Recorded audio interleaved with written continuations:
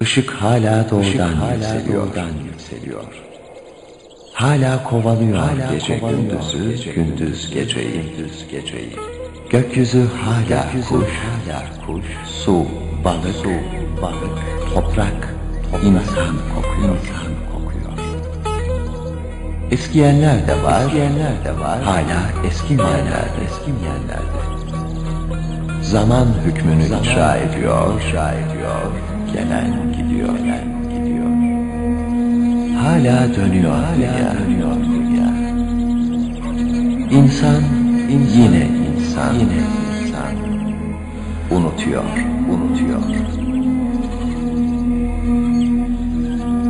Değişen ne?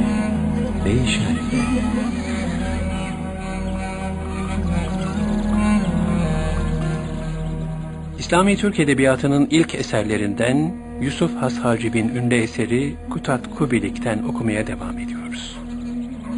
Hükümdar övülmüşü yükseltti. Ona inandı ve bütün işleri onun eline verdi. Bütün memlekete onu hakim kıldı.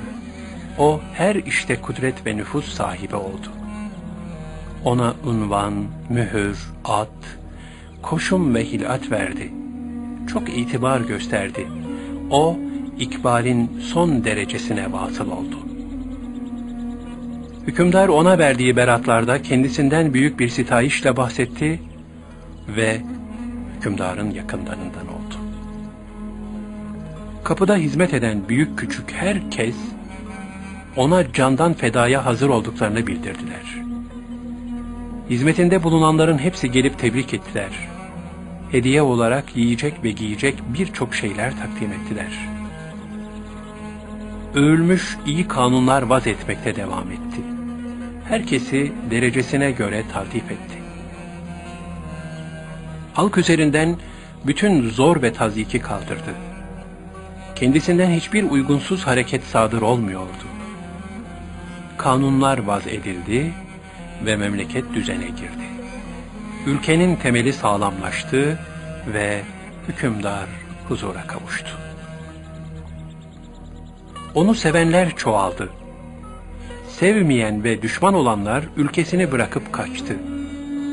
Artık meydanda toz duman namına bir zerre kalmadı. Hükümdar sıkıntıdan kurtuldu, huzur ve sevince kavuştu. İşleri görüldü, kendisi rahat etti.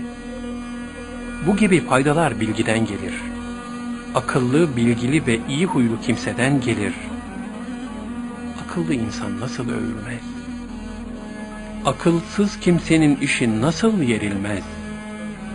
Akıllının işi hep ölçüye göre biçilir. Bilgisizin işi ise hep gelişi güzel kesilir.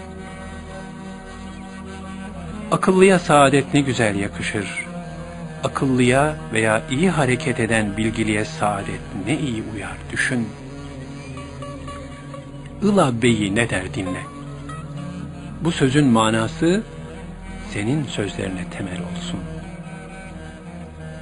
Bilgisize devlet ve saadet gelirse halkın arasına fesat girer ve bu memleket için öldürücü bir felaket olur. Eğer beylik akıllı bir insanın eline geçerse, o ülkesini huzura kavuşturur. Sen bu söze inan. Hükümdar huzura kavuştu, günü aydınlandı, Allah'a şükür, hamd ve sena etti. Gözünü göğe dikti, elini kaldırdı ve ey Rabbim dedi, bilgi veren sensin. Bilgi verdin ve kuvvetle beni ülkenin hakimi kıldın. Gönlüme kuvvet ver ve beni doğru yoldan ayırma. Ey Rabbim, bana kuvvet ihsan et. Bütün iyiliklere muvaffak olayım ve tebaamın yükünü cesaretle yükleneyim. Fakirlere çok eşya ve mal dağıttı. Her hususta Allah'a gönül bağladı. Günler ve aylar böyle sevinç içinde geçti. Bütün memleket halkı hep zenginleşti. Seçkin insan bak böyle olur. Ne yazık ki böyle insanlar da fanidir. Böyle bir beye sahip olan halk bahtiyardır. Halkının iyiliğini isteyen bey, dirayetli bir beydir. İyi veya kötü ölünce hep toprak olur. Fakat ne kadar toprak olsalar bile adları kalır. Hükümdar bir gün tek başına oturuyordu. Övülmüşü çağırdı ve konuşmaya başladı. Ey övülmüş dedi. Şimdi bana bak. Sana babanın hiçbir emeği geçmedi. Baban öldüğü zaman sen bir çocuktun. Küçüklere yolu izi büyükler gösterir. Baban sana fazilet ve bilgi öğretmedi. Ben de bu hususta sana pek yardım edemedim. Nasıl oldu da bunca fazilet sende toplandı? Şimdi sen bana bunu söyle.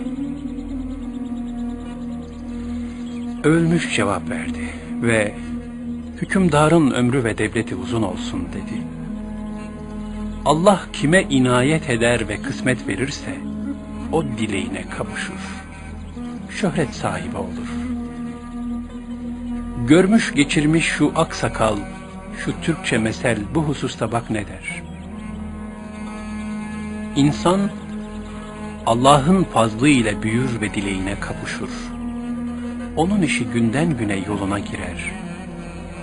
Kara toprakla mavi gök, öç almak için birleşse bile, Allah'ın verdiğine insan mani olamaz.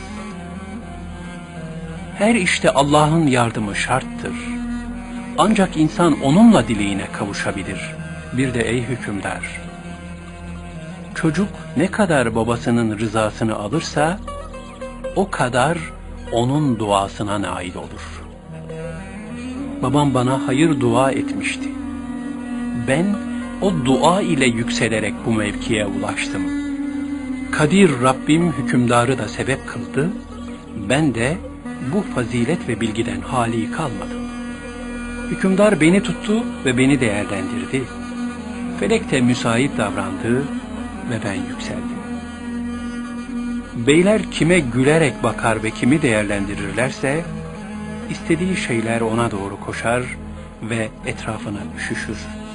Yeter ki bundan faydalanmasını bilsin. İnsanın gönlü bir bahçedir. Onu yetiştiren su, beylerin sözleri ve nasihatleridir. Hangi bahçe devamlı sulanırsa, orada binlerce renkli ve kokulu çiçek açılır. Bey onun hakkında iyi sözler sarf ederse, kulun gönlü açılır ve yüzü güler. Eğer bey ona karşı lütufkar davranmazsa, yeşeren çiçek çabuk kurur. Bunu böyle bil. Kul daima Allah'ın fazl ve inayetini istemelidir. Allah'ın fazl ve inayeti olursa kapılar açılır. Şair bu manada şu sözü söylemiştir: ey iyi insan, şimdi bunu dinle ve anla. Allah kulunu fazl ve inayetiyle yükseltir. Ona bilgi kapısı açılır ve isteği rast gider. İnsan bilgiyle bilirse hayatta günden güne saadeti artar. Kendisi ne kadar küçük olsa bile yeri büyük olur. Bugünlük de bu kadar.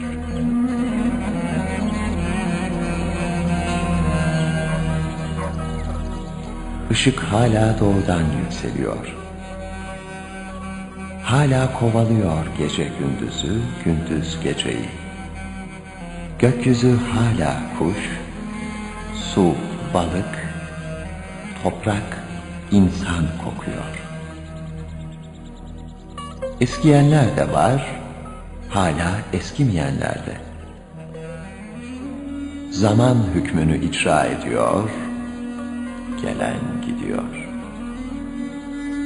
Hala dönüyor dünya.